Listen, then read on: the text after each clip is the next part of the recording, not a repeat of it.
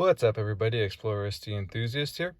Today we'll be going over some Forscan tutorials for the 2020 to 2024 Ford Explorer. To get started, you're going to need to get yourself one of these.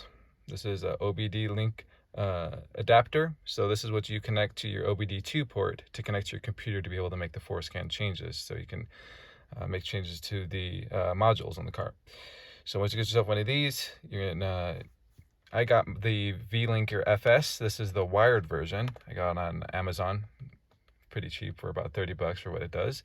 It works very well. I'm very happy with it. It does everything I needed to do.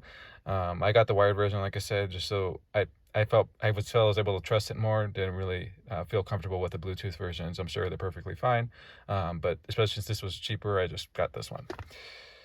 All right, so once you get one of these, you're going to want to go to forscan.org. I just search Forscan in Google, and then I'm going to click on their website here. So whatever system you're using for your computer, you're just going to determine which ones you want to download here. I have a computer that runs on the Windows software, so I'm going to download it here. Once that's downloaded there, I already have it, so I'm going to stop it. Once that's downloaded there, you're going to go and open it. You got it there. All right. And now you're going to go back to the Forscan website, and then you can get the free extended license, which is just a 2-month trial. You're able to just continue renewing it. So you never really have to pay for anything. So here, I'm just going to put in everything I have there. So this is just all my information. And then to find your hardware ID, you're going to go to the Forscan app, and you're going to go down to here. This little symbol there, you're going to click there, and then it's going to give you your hardware ID. So I'm going to copy the clipboard. Like I said, I already had this all saved because I messed with Forscan before, so I would have just put it in there and then submit. And then what we're going to do is it says generate. It generated it, so I'm going to go to the page on how to get it done. So I'm going to download the extended license key. Download it there. Forscan key, and then I'm going to go to the Forscan app again, and I'm going to, same little place here, I'm going to load license key, and then I have it saved here, so I'm just going to load that Forscan 1 key, and then it says these changes will be applied on the restart of the application. Restart now. Yes, so I'm going to restart that, and here we are again. All right, so now what we're going to do, I'm going to plug in the adapter to the OBD port, and once that's done, it's all plugged in. And by the way, guys, sorry this is really shaky. I'm recording with one hand with my phone. I don't really have any other better way to record at the moment. So now that we have everything plugged in, we're gonna connect it, make sure the vehicle is on. I'm just gonna put accessories on because that's what I just need right now. All right, so once accessories is on, I'm gonna connect the vehicle, and then just optimize for maximum performance for the adapter. I already have this vehicle saved, so I'm going to have it load everything up. Then it's just going to read all the modules. Once it's read all the modules, we're able to start programming. All right, so I cannot stress this enough. Before you start programming anything on the vehicle, you absolutely need to make sure you save all the as-built formats. So with all the as-built formats, when you save them, if you do anything wrong or do anything you didn't like with Forscan, you're able to load the stock file back on that it came with from the factory, and it's able to just break everything back to stock. It's able to reset everything. If you don't save it, you're in a lot of trouble. So I can't stress enough, make sure you save the as-built format. So how you save the as-built format is we're going to go to, for example, just the body CM as-built format. To get that loaded up, I'm going to push start service procedure down here. Once I've clicked it up there, it's going to start reading. And then obviously it just says same thing I just said there, change the configuration, presently not safe. Remember to save the as-built data. So, okay. So it's reading everything before I change it. What I'm going to do is down here, I'm going to save all. Once I push save all, I'm going to just put in whatever I want, blah, blah, blah. I had actually already saved it before I mess with anything. So once you're done with that, you're just going to push OK there. I already have it saved, so I'm not going to do that again. Once you're done with that, you're going to go back down here and stop service procedure. And then once it's stopped that, I'm going to go back to configuration and programming. And then now we can get to work. All right, so next you're going to want to pull up the Forscan sheet. Nightshade does them all on the Explorer ST form. He does a great job, Nightshade, and living it up. I'm going to go Explorer ST Forscan Sheet. Once that loads, I'm going to find the one for the 2020 to 24 because that's the vehicle I have. Again, shout out to Nightshade and living it up for doing the work on this stuff. Power boater too. Going to click on that, and then this is all the changes you're able to make for these vehicles is on this file. So there's two different ways you're able to make changes to the vehicle. You're able to go through the as-built, and you're able to start changing the numbers to start doing it. Forscan also has the easy way to do it, which I have here, which is just basically it does all the values for you. So I can disable or enable everything just basically. All right, so what we're going to start with is we're going to start with Bambi mode. Bambi mode means you're able to run your fog lights with your high beams. From the factory, you're not allowed to do that. Whenever you turn your high beams on, the fog lights turn off automatically. When you turn your high beams back off, then the fog lights turn back on automatically. All right, so to change that, we're going to go to Body CM module configuration. This is going to be the easiest way to do it. We're going to start service procedure. It's going to start reading all the blocks. I'm going to type in just fog lights, fog lamp. All right, so what we're going to do to turn on Bambi mode is we're going to press let's see, what was it? Using DRL with nope. All right, so what we're going to do is we're going to go to using front fog with high beam. It is inhibited from the factory, so we're going to just go to allowed. And once we're done there, we're going to push check. Then to make sure that saves, we're going to push right. Confirm these changes. Once you confirm them, we'll push OK. And it's going to write to the vehicle. Now we need to turn the ignition on and then off and then back on. And once that's done, we're good to go. All right, now we're going to go to the next most popular mod, I think, and that is the amber DRLs, to use this DRL. So what this is going to do is you're going to use that little turn signal strip instead of the white LED strip. It's going to be using that little turn signal strip as the DRLs like the Explorer Interceptor PIUs used. So to do that, we're still in body CM configurations. We're going to just type in DRL just to filter everything out. And what we're going to do is we're going to go to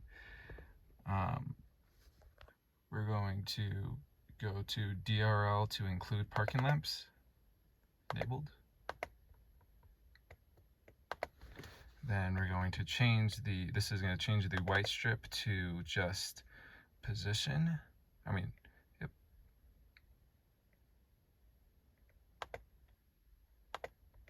That changes the left one. I need to change the right one now. Position only. Position only, and then we're going to make the turn signals usage to DRL and turn. So right front turn and right turn usage is going to be turn and DRL. Once that's done, we're going to push right and configure. Just had to confirm that those are everything we wanted to do. All right, so that should make your amber DRLs turned. There we go. Front amber turn signals as DRL. Signal works as it should. I think it looks good. I myself prefer the white ones, but these look great too. All right, next we're gonna do the rear LED tail lights. To act as the turn signals also instead of just the brakes. This kind of gives, to me, it's kind of a little fun mod, gives the car a little more premium look instead of using the cheap halogens as the turn signals. All right, to do that, you're going to go to rear tail. Instead of scrolling through everything, I just like putting everything into the little filter thing. So here we're going to go to rear stop. There we go. We're going to go to left rear stop and position lamp usage, and right rear stop and position lamp usage. We're going to turn those into position and stop and turn.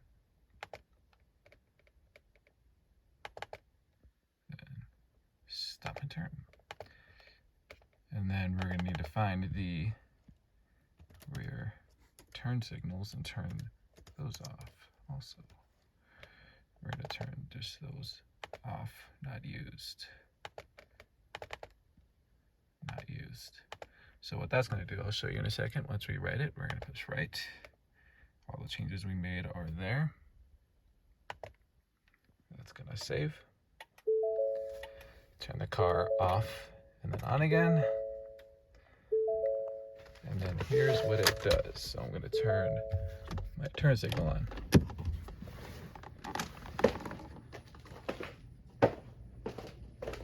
So it uses the rear tail light as the turn signal. Everything else works normally. Kind of a neat little thing that I like that look a little better than just swapping out the turn signal bulbs to LED. Since we're using the LEDs as the turn signals, we want to make sure to turn off rear bulb turn outage so it doesn't give us a hyper flash, since it will be reading that is different than the halogen bulb.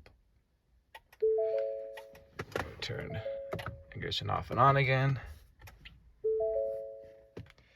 And then there we go. We're set for there. And then on to the next one, we're going to go to disabling double honk, which is the most annoying feature on these vehicles. So when you leave the vehicle with the key and you don't leave the key in the car while it's running, and you close the door, it does that stupid, annoying double honk. So to disable that, so I'm just going to filter out double honk on leaving cabin. Going to go to disabled. And right.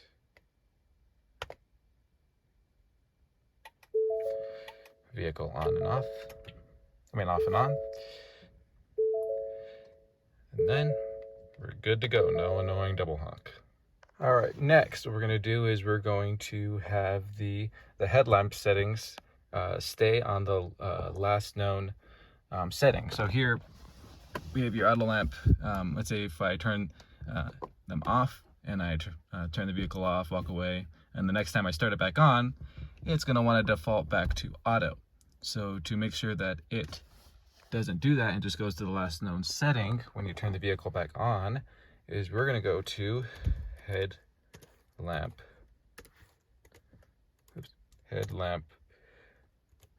position. We're going to go here, double click there, and we're going to go to last known. Same thing. Program. Vehicle off and then back on. Then look, here we go. So I'm gonna have to turn it back to here. That's off. Turn the vehicle off. Open the door, turns everything off. Then close it. Turn the vehicles back on. It defaults and it goes back to its last known, which is off. Kind of a better thing to have. So next, so some people like myself, I love the white DRL. Sometimes when I'm driving though, because of my dash mat, I'm not able to have the DRL on full brightness because it's defaulting to the headlights on. So I just put on the parking lot lights, but they are dim. See, the parking lights aren't as bright as the DRLs are. So when I have that driving around, it doesn't look quite as bright as the DRLs could be. To make the parking lamps as bright as the DRLs, we're going to change from fixed DRL to DRL in position. From fixed DRL in position to DRL in position. For the right front DRL lamp usage and the left front DRL lamp usage. DRL in position. Push right. And let's program the car. Vehicle off and back on. So now you can see the difference here. You can see they're quite a bit brighter now and how the DRLs would be when this is with the parking lights. They're very bright. I like it. All right, next we're going to turn off auto start stop with Forscan. This is for 2020 to 2024 vehicles only. It does not work with the 2025s. You need a eliminator for that. So what we're going to do is we're going to go back here. I'm going to stop service procedure because we're still in the pod ACM and we need to get to the PCSM. Then I'm going to go back to configuration programming after I've pressed the stop service procedure. And then we're going to go to the PCM. I'm going to go to the PCSM, which is, I just saw it here, right here. We're going to start service procedure. Yes, we need to make sure we save everything here. So I'm going to go to save all. I'm going to type in whatever I want to save the file so I remember what it is. I'm going to pause the video because I'm trying to type with one hand. So I'm just going to put it as Explorer PCSM Forscan stock backup. I'm going to save it. Operation successfully. So now we're going to go to the Forscan Sheet. To find the Forscan Sheet, you're just going to type in 2020 to 24 Explorer Forscan Sheet. So this sheet will give me all the values I need to program the car for a lot of different things. I'm going to use this specifically for the auto start stop. This is by Nightshade. Shout out to Nightshade. Always does amazing stuff with this stuff. Helps out a lot of people. All right, so I'm going to find to turn auto start stop off. Like I said, there's a lot of things you're able to do here. I was using the simple version of Forscan, so I didn't need to use these values here. But now, since auto start stop, they don't have an easy version on Forscan. I have to find the values. So disable auto start stop for 2020 to 2024 vehicles only. Like I said, I was at PSCM. Now I go back here. And then I need it. So what we'll do here, since this is just the programming with the numbers as the as-built format instead of the easy way like we were using before. So we're going to find the numbers that correlate with this. So disable auto start stop at 730-0301. Here it is right here, 730-0301. Now we're going to go back here. I'm going to put these side by side so it's easier for me to figure out what we're doing here. All right, so 730-0301. So the X's are what we don't change. That's just, it's different through different vehicles, so we're not going to change that at all. Whatever we have there, which is here, we're not going to change any of these values here. We're just changing where it's red. So the third to last digit in 730-0301 is going to get changed to a 0. So in my case, it could be different for different people on different vehicles, different model years. I'm going to change that 1 to a 0. So it's going to end in 003, B as in boy, instead of 013, B as in boy. Now I'm going to push right. To confirm, 730-0301, 730-0301. Continue anyway. This is a little nerve-wracking for me because I'm used to the easy way, but program successfully.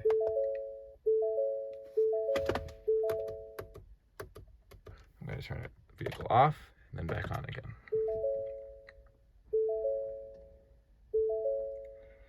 There you go, it should work. All right, finally, we are going to disable fake engine noise generator, FENG. FENG is piped in through the speakers. It's always there. The stock exhaust makes no sound, so Ford put in fake engine noise. So we're going to disable that. To disable that, first, like I said, we're going to back up our files because we're going to go to a different module that we have not backed up yet. So we're going to go to ACM as built, start service procedure. I think it's going to warn us again to make sure to save it. I'm going to save all. And then when I'm done, I'm just going to push OK. I've already saved it, so I'm not going to do it again, but make sure you do that.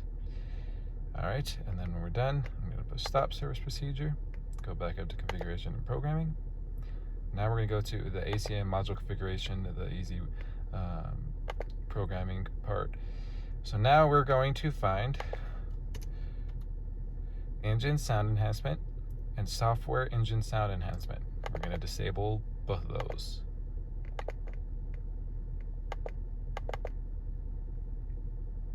That will get rid of any fake engine noise at all. It's completely disabled. All right, so we're going to make sure to write it.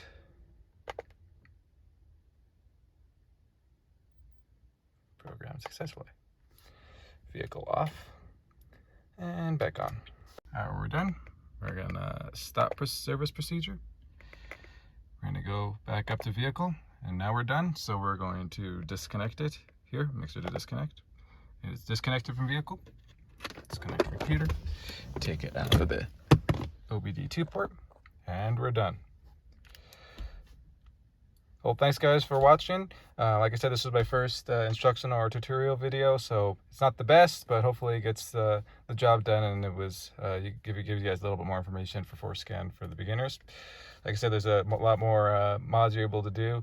Those are the major ones though, most popular ones. Pretty much other things are going to be little things that I don't really find any use to do, but some people might. That Forscan Sheet will give you all the rest of them that you're able to do to these vehicles. Yeah, so hope you guys enjoyed it. It was informative. Thanks for watching, and be sure to subscribe to keep up with our latest content, and make sure to check out our Facebook, Instagram, and our website, explorerstenthusiast.com. All right, thanks.